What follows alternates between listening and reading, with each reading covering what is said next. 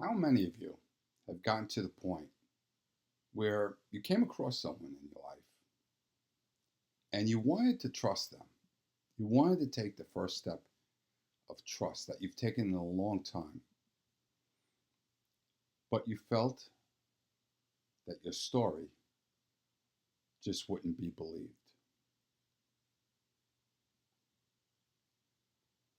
I felt that for years. I felt that my story was so horrific that nobody would believe that a family member would do that to me.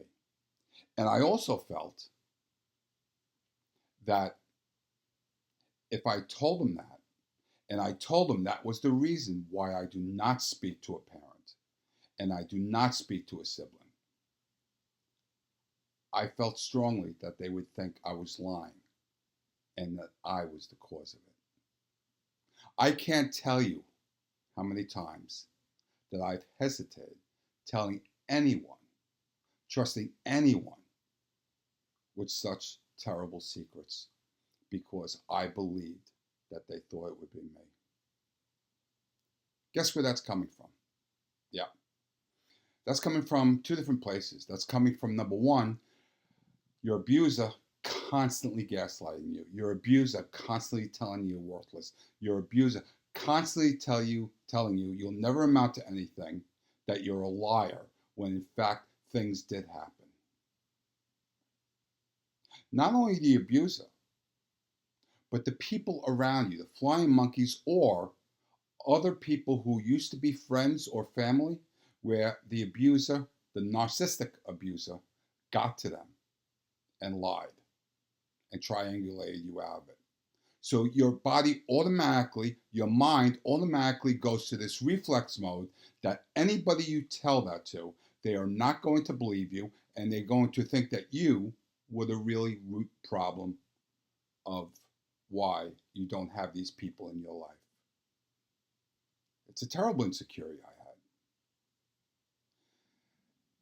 But I'll tell you what, I found over time that when I started trusting people, that they believed me.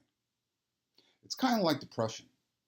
Taking that first step is so difficult.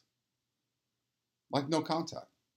Taking that first step, being so frightened of what's going to happen, the lies that are going to be told, everything else. That is a horrible, overwhelming feeling of anxiety. But I found it coming out the other side that there are people who will believe you. In fact, there are quite a few people that will believe you. In fact, take a look at this community. If you want proof, take a look here. Thousands upon thousands upon thousands of people who already have said, me too. So let me ask you this. What's preventing one of those thousands upon thousands of people from being the next person that you tell? I mean, they're on an internet board. They're in a narcissistic abuse community. It's proof right there. People will understand, people will believe, and people will trust you back if you take that first step. Here's the second reason. I simply didn't think I was worth the friendship of another human. I didn't believe I was lovable. So therefore, I didn't think anyone could believe me. I thought I was bad. Every single day that I am in no contact, every single day that I share my experiences, my strengths, and my hopes with each one of you in any different type of fashion, every day I do that, I realize that I'm lovable, that I'm likable. It's automatically ingrained into us. It's embedded into our DNA that we're not going to believe and that we're the bad ones. Please recognize that for what it really is. That is your past talking. That is your abuse, again, being pounded into you. That is not a fact. And I need you to please believe me on this. That as time goes by, you're going to come across people who not only are you going to be able to trust, but you're going to be able to be loved by and believed by. Get that notion out of your head that you're not lovable. Realize where it comes from. I'm walking proof. I'm not just talking out my butt. I'm loved today. I'm loved by a number of people. Wonderful, good, loving, solid people. That love is unconditional.